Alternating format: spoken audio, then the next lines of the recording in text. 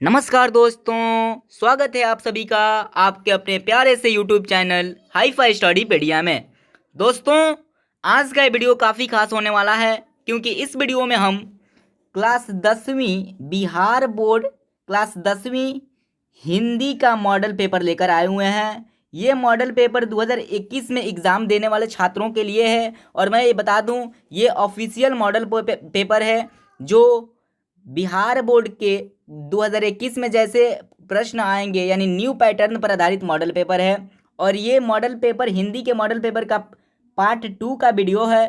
Part 1 में हमने 1 से 30 तक ऑब्जेक्टिव प्रश्नों को देखा था और इस वीडियो में हम उसके आगे के प्रश्नों को देखेंगे। जैसा कि आप जानते ही होंगे कि नए पैटर्न के आधार पर अब एग्ज़ाम में 60 ऑब्जेक्टिव प्रश्न पूछे जाते हैं। 60 ऑब्जेक्टिव प्रश्न पूछे जाते हैं जिनमें से आपको केवल 50 का आंसर देना होता है, लेकिन हम यहाँ पे 60 की चर्चा कर रहे हैं। तो फर्स्ट पार्ट में हमने 1 से 30 तक के ऑब्जेक्टिव प्रश्नों को देखा था और आगे के प्रश्नों को इस वीडियो में हम देखेंगे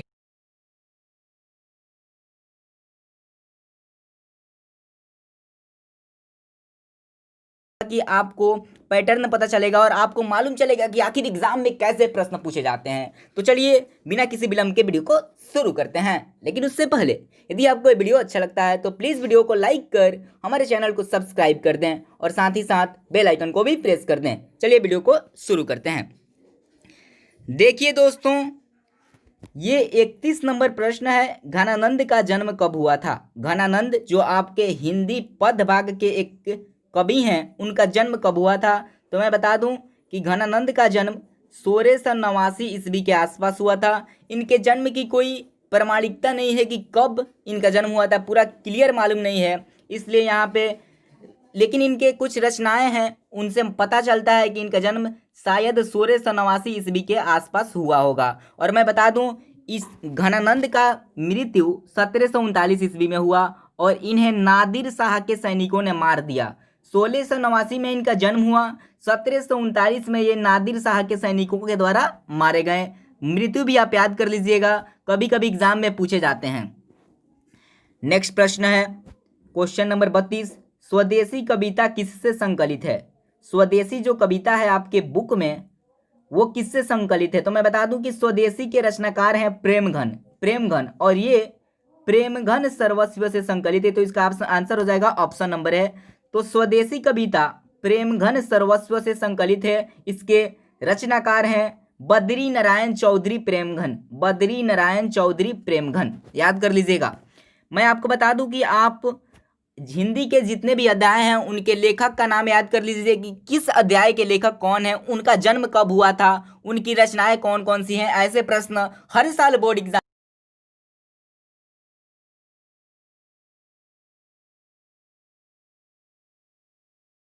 ही वाली मंगवा किस भाषा से अनुदित कहानी है। जो वणिका आपके सिलेबस में एक छोटा सा बुक है उसी का ये फर्स्ट अध्याय है, दही वाली मंगवा कहानी किस भाषा से अनुदित है। तो मैं बता दूं, दही वाली मंगवा कहानी जो है कन्नड़ भाषा से अनुदित है। तो इसका आंसर हो जाएगा ऑप्शन नंबर बी, याद कर लीजिएगा। दही वाली मंगवा कन्नड़ भाषा से अनुदित है और इसके लेखक हैं श्रीनिवास। कौन? श्रीनिवास। तो ये भी प्रश्न पूछा जा सकता है कि दही वाली मंगवा जो कहानी है उसके लेखक कौन है। तो उसके लेखक हैं श्रीनिवास। वणिका पुस्तक में 5 कहानी दी हुई है, पांचों कहानी को आप याद कर लीजिए। लगभग पांचों कहानी को आप एक बार पढ़ लेंगे तो उसके सभी ऑब्जेक्टिव प्रश्न क्लियर हो जाएंगे, साथ ही साथ सब्जेक्टिव प्रश्न क्लियर हो जाएंगे। सो उन पांचों कहानी को आप पढ़ लीजिए।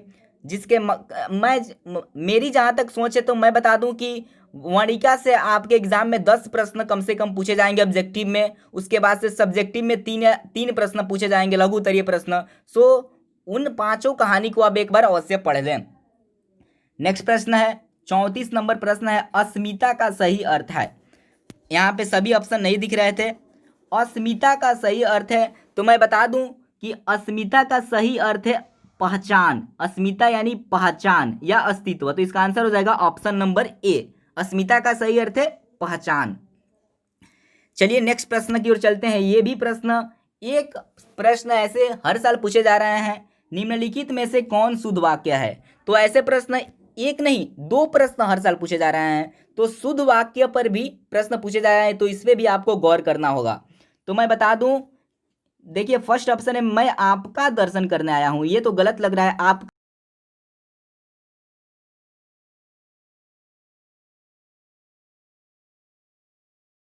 के दर्शन करने आया हूं। जब आप दर्शन करने जाइएगा तो किसी बड़े आदमी का दर्शन करने जाइएगा तो वहां पे आपका नहीं बल्कि आपके का यूज करेंगे, आपके का यूज करेंगे।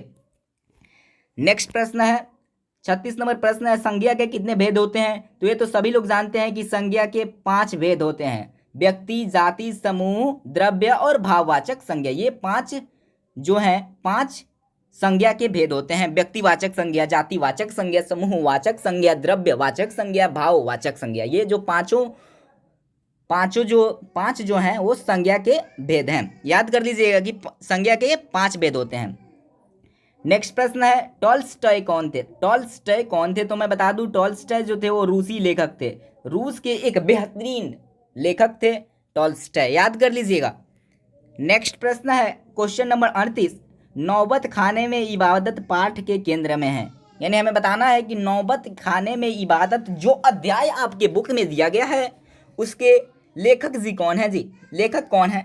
तो मैं बता दूं नौबत खाने में इबादत के लेखक बिस्मिल्लाह खां हैं। कौन है? बिस्मिल्लाह खां हैं। इसी अध्याय से संबंधित एक और भी प्रश्न इसमें पूछा गया है, बिस्मिल्लाह खां का प्रिय वाद्य यंत्र क्या था? बिस्मिल्लाह खां का प्रिय वाद्य यंत्र कौन था? तो मैं बता दूं कि बिस्मिल्लाह खां का प्रिय वाद्य यंत्र शहनाई था, शहनाई था। यदि आप ये अध्याय पढ़े होंगे तो आप जानते होंगे कि बिस्मिल्लाह खां का प्रिय वाद्य यंत्र शहनाई था। एक बात मैं और बताना चाहता हूँ, हम अपने चैनल पे हिंदी ही नहीं बल्कि सभी सब्जेक्ट्स के सेट लेकर आ रहे हैं। हिंदी का सेट अभी हम चालू करने वाले हैं जिसमें हम हिंदी के जितने भी अध्याय हैं उनसे संबंधित सभी प्रश्नों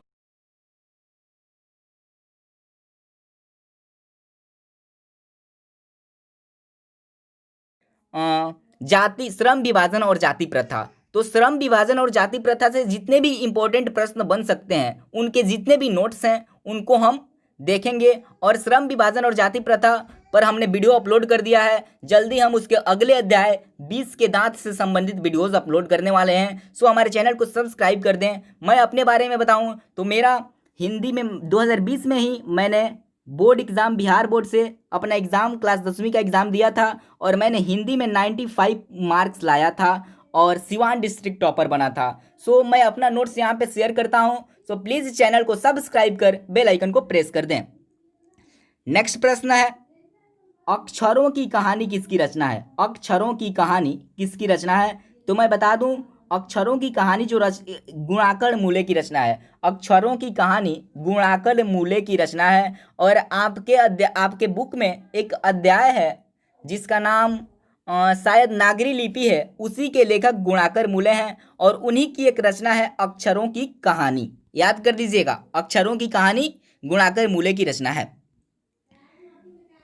नेक्स्ट प्रश्न है क्वेश्चन नंबर 41, शिक्षा और संस्कृति किन की रचना है? तो ये तो सभी लोग जानते होंगे कि शिक्षा और संस्कृति महात्मा गांधी की रचना है, महात्मा गांधी की रचना है। तो इसका आंसर हो जाएगा ऑप्शन नंबर सी। मैं बता दूं कि लेखक से संबंधित 3 या 4 प्रश्न आपके एग्जाम में पूछे जा रहे हैं, तो उन प्रश्नों पे आप अवश्य गौर करें और सभी अध्याय के लेखक का नाम अवश्य याद कर लें। ऐसे प्रश्न पूछे जा रहे हैं। नेक्स्ट प्रश्न है क्वेश्चन नंबर 42, बहादुर को लेखक के घर कौन लाया था? यदि आप बहादुर चैप्टर पढ़े होंगे तो आप जानते होंगे कि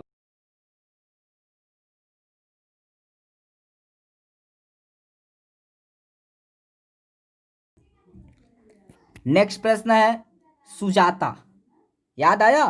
सुजाता जो वणिका की एक लेखक, वणिका जो आपका अध्याय है, वणिका जो बुक है उसमें 5 पाठ दिए गए हैं, 5 कहानी दिए गए हैं। उन्हीं में से एक कहानी नगर है, उसी नगर की रचनाकार सुजाता है। तो पूछा गया है प्रश्न सुजाता का वास्तविक नाम क्या है? सुजाता का वास्तविक नाम क्या है? तो यदि आप नगर नामक पाठ को पढ़े होंगे तो उसमें लेखक के परिचय में आप देखे होंगे कि सुजाता का वास्तविक नाम एस रंगराजन है, एस रंगराजन है। ये नगर की रचनाकार हैं। ठीक है। नेक्स्ट प्रश्न को देखते हैं। सातकोड़ी होता कहाँ के प्रमुख कथाकार हैं? सातकोड़ी होता कहाँ के प्रमुख कथाकार हैं? तो मैं बता दूं कि सातकोड़ी होता जो है उड़ीसा के प्रमुख कथाकार हैं। कहाँ के हैं? उड़ीसा के हैं। और इन्होंने वणिका जो पुस्तक है उसमें एक अध्याय है ढहते विश्वास, उसी के ये रचनाकार हैं। यानी सातकोड़ी होता ढहते विश्वास के रचनाकार हैं। नेक्स्ट प्रश्न वणिका का ही एक प्रश्न है। मंगमा किस शहर में दही बेचा करती थी? तो मैं बता दूं मंगमा बंगलोर में दही बेचा करती थी। मैं बार बार वणिका कह रहा हूं। अब बहुत सारे स्टूडेंट्स से सोच रहे होंगे कि आखिर ये वणिका क्या है। तो मैं बता दूं ये आपके हिंदी के सिलेबस में एक बुक है जिसका नाम है वणिका। जैसे एक बुक का नाम है हिंदी में आपको 2 बुक पढ़ना है, फर्स्ट गोधुली और दूसरा वणिका। तो वणिका के ये सारे प्रश्न यहाँ पे दिए गए हैं। ऊपर जो प्रश्न थे वो गोधुली से थे। तो 2 पुस्तक आपके पैटर्न में पढ़ना है। नेक्स्ट प्रश्न है पूर्वज लक्ष्मी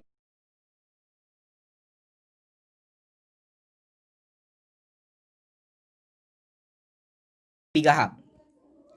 नेक्स्ट प्रश्न है मंगू कब से पागल है? तो इसका आंसर हो जाएगा ऑप्शन नंबर ए जन्म से। ये तो सभी लोग जानते ही होंगे, जो कहानी पढ़ा होगा वो अवश्य जानता होगा, इसमें कोई दो राय नहीं है। नेक्स्ट प्रश्न है संसार का संधि विच्छेद है। तो इसका आंसर हो जाएगा ऑप्शन नंबर बी सम जोड़ सार, और ये व्यंजन संधि है। जैसे हम लोग आप जानते होंगे कि सम जोड़ धी के मिलने से संधि का निर्माण होता है। सम जोड़ धी के मिलने से संधि का निर्माण होता है। उसी तरह सम जोड़ सार के मिलने से संसार का निर्माण होता है। सम जोड़ गम के मिलने से संगम का निर्माण होता है। तो ऐसे आप याद कर लीजिए, संसार का संधि विच्छेद सम जोड़ सार, संधि का संधि विच्छेद सम जोड़ धी, संगम सम जोड़ गम, संहार सम जोड़ हार। तो ऐसे संधि विच्छेद पूछे जाते हैं और ये व्यंजन संधि है। ऐसा भी प्रश्न पूछा जा सकता है कि संसार कौन सी संधि है? तो आपको बताना होगा कि ये व्यंजन संधि है, स्वर संधि नहीं, व्यंजन संधि है। नेक्स्ट प्रश्न है इंद्र का पर्यायवाची है। तो आप जानते ही होंगे कि इंद्र को देवताओं का राजा कहा जाता है, इसलिए इसका एक पर्यायवाची हो जाएगा देवराज। ऑप्शन नंबर बी इसका करेक्ट आंसर है। नेक्स्ट प्रश्न है क्वेश्चन नंबर 50 वेदना में प्रत्यय है। मैं बता दूं प्रत्यय जो है वो बाद में लगता है और उपसर्ग पहले लगता है। प्रत्यय बाद में लगता है, उपसर्ग पहले लगता है। तो वेदना में सबसे बाद में लगा है ना, तो इसमें ना प्रत्यय है। ऑप्शन नंबर ए इसका करेक्ट आंसर है। नेक्स्ट प्रश्न है मनुष्य कौन संज्ञा है? तो मैं बता दूं इसका आंसर हो जाएगा ऑप्शन नंबर ए जातिवाचक संज्ञा। यदि आप थोड़ा सा भी व्याकरण पढ़े होंगे,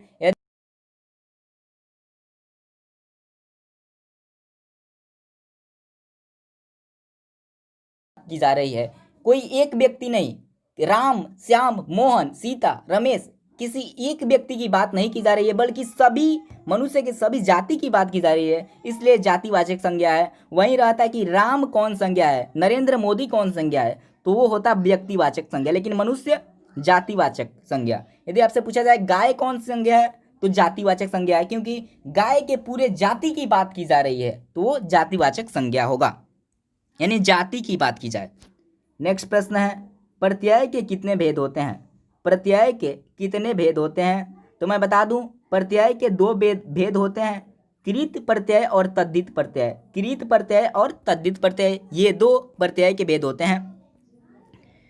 नेक्स्ट प्रश्न है गुरु नानक की भेंट किस मुगल बादशाह से हुई थी? तो इसका आंसर हो जाएगा ऑप्शन नंबर ए बाबर से, यानी बाबर से गुरु नानक की भेंट हुई थी, और बाबर जो है वो एक मुगल बादशाह थे।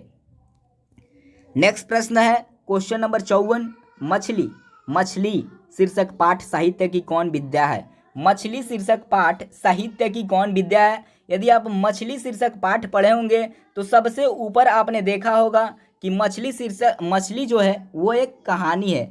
ऐसा भी प्रश्न पूछा जा रहा है कि ये पाठ साहित्य की कौन विद्या है, कहानी है कि कविता है कि क्या है, भाषण है कि क्या है, निबंध है। ऐसे प्रश्न हर साल पूछे जा रहे हैं, और एक प्रश्न नहीं, ऐसे 3-4 प्रश्न पूछे जा रहे हैं। हमने ऊपर भी ऐसा प्रश्न देख लिया है कि ये अध्याय साहित्य की कौन सी विद्या है? तो आपको बताना है कि क्या है। तो मैं बता दूं कि मछली शीर्षक पाठ साहित्य की कौन विद्या है, तो इसका आंसर हो जाएगा ऑप्शन नंबर बी, कहानी है। तो मैं आपसे एक विनती और करूंगा कि आप हर एक अध्याय के लेखक का नाम याद करें, उस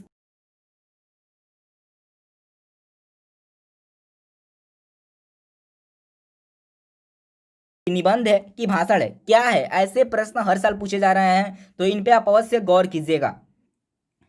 और मछली शीर्षक अध्याय जो है, जिस शीर्षक जो पाठ है, मछली जो पाठ है, उसके लेखक है विनोद कुमार शुक्ल, यह भी याद कर दीजिएगा।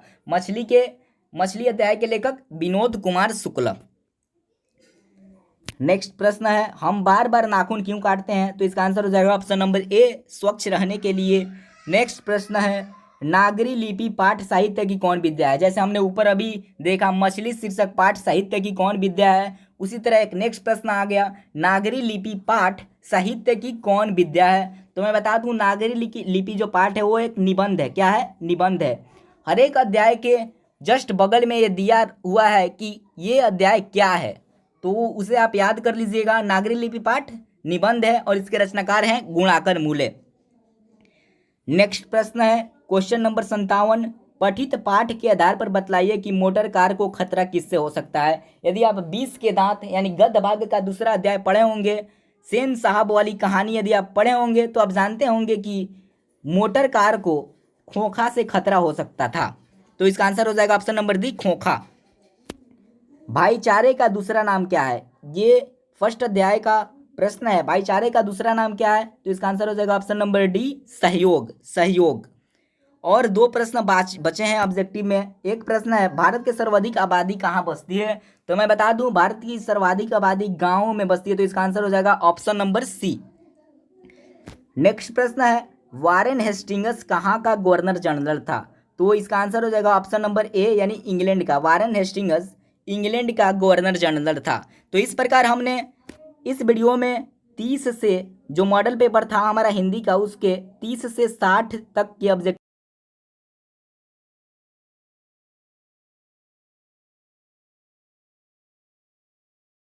डिस्क्रिप्शन में मिल जाएगा, प्लीज़ वहाँ से जाकर उस वीडियो को देख लें। लेकिन उससे पहले मैं और सिलेबस की बात कर दूं। देखिए, अब आपके सामने विषयनिष्ठ प्रश्न आ गए हैं, ऑब्जेक्टिव नहीं, अब सब्जेक्टिव प्रश्न आ गया है। और उसमें सब्जेक्टिव में देखिए कैसे प्रश्न पूछे जा रहे हैं। प्रश्न है, निम्नलिखित गद्यांशों में से किसी एक गद्यांश को पढ़कर नीचे दिए गए प्रश्नों को प्रत्येक प्रश्नों का उत्तर दें। प्रत्येक प्रश्न 2 अंकों का होगा। यानी अब आपको 2 गद्यांश दिए गए हैं, उनमें से किसी एक गद्यांश, देखिए ये है क नंबर गद्यांश, यानी छोटी सी कहानी दी गई है और उस कहानी पर आपको 5 प्रश्न दिए गए हैं। यानी कहानी को पढ़कर इस 5 प्रश्नों को उत्तर देना है, और यदि आप उत्तर देते हैं तो आपको कुल इससे 10 नंबर मिल सकते हैं। इसी तरह ख है, एक प्रश्नों का उसमें से आंसर देना है।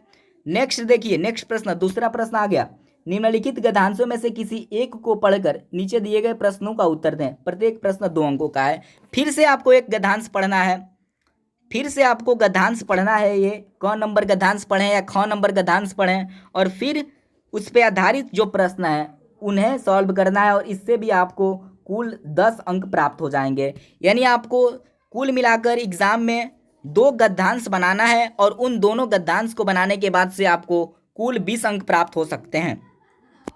नेक्स्ट तीसरा प्रश्न है, निम्नलिखित में से किसी एक विषय पर दिए गए संकेत बिंदुओं के आधार पर लगभग 250 से 300 शब्दों में निबंध लिखें। अब आपको निबंध लिखना है किसी एक पर, या तो आप भारतीय किसान पर निबंध लिखें, या विज्ञान के चमत्कार पर निबंध लिखें, या स्वास्थ्य ही धन है पर निबंध लिखें, या सदाचार पर निबंध लिखें। और एक बात को आपको ध्यान में देना है, एक और यहाँ पे निबंध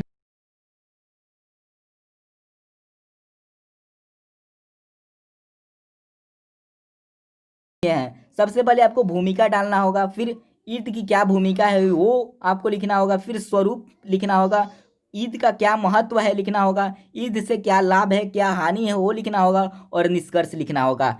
जब आप इन 5 में से किसी एक पर सुटेबल ढंग से यदि आप निबंध लिख देते हैं, सारे पॉइंट्स का विवरण कर देते हैं, तो आपको यहाँ से भी 10 अंक प्राप्त हो सकते हैं। तो कुल मिलाकर अब तक हमने उन ऑब्जेक्टिव से 50 और यहाँ तक 30 अंक हासिल कर दिया। अब देखिए नेक्स्ट प्रश्न पूछा जाता है, अपने प्रधानाचार्य के पास 2 दिनों की छुट्टी के लिए आवेदन पत्र लिखें। अब नेक्स्ट प्रश्न है आवेदन पत्र से संबंधित, और यदि आप पत्र लिखते हैं, देखिए अथवा में भी एक प्रश्न दिया गया है, इसमें से आपको एक प्रश्न का उत्तर देना है, एक पत्र लिखना है। यदि आप पत्र लिखते हैं तो आपको कुल 5 अंक प्राप्त होते हैं। तो अब तक हमने 85 अंक का काम कर दिया, 50 ऑब्जेक्टिव के, 30, 20 गद्यांश के 70 और 10 आपके जो लेख लिखना था उस पर, और 5 आपको जो निबंध लिखना था उस पर 10, और जो एक लेख लिखना था उस पर 5, यानी कुल मिला के 85 अंक यहाँ से हो जाएंगे यहाँ तक। अब नेक्स्ट आपको पुस्तक से कुछ प्रश्न दिए गए हैं जिसका आपको 20 से 30 शब्दों में वर्णन करना है। देखिए निम्नलिखित में से किसी 5 प्रश्न का उत्तर लगभग 20 से 30 शब्दों में दीजिए। 5 प्रश्न, और प्रश्न आपके पास है कितना ये भी गिन लेते हैं, हम काउंटिंग कर लेते हैं कितने प्रश्न हैं। एक ऊपर 2 3 4 5 6 7 8, 8 प्रश्न लघु उत्तरीय में दिए गए हैं। उसमें से आपको 5 प्रश्नों का ही उत्तर देना है। अब आप सोच सकते हैं आपका सिलेबस कितना इजी हो चुका है। 8 में से 5 का ही उत्तर देना है, और एक लास्ट प्रश्न बचा। देखिए प्रश्न मैं पढ़ के बता देता हूँ। निम्नलिखित प्रश्नों में से किसी एक प्रश्न का उत्तर लिखिए। 2 प्रश्न दिया गया है क ख, उसमें से एक प्रश्न का आप उत्तर लिखेंगे तो आपको मिल जाएंगे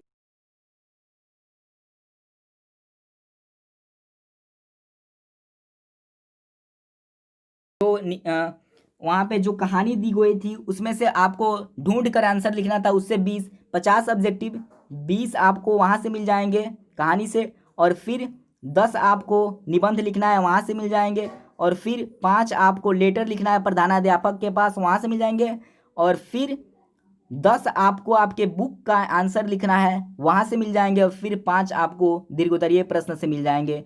तो कुल मिलाकर जब आप ऐड कीजिएगा तो आपका आ जाएगा 100 मार्क्स। तो मुझे विश्वास है कि आपको पैटर्न पता चल गया होगा, और पैटर्न काफ़ी इजी हो चुका है।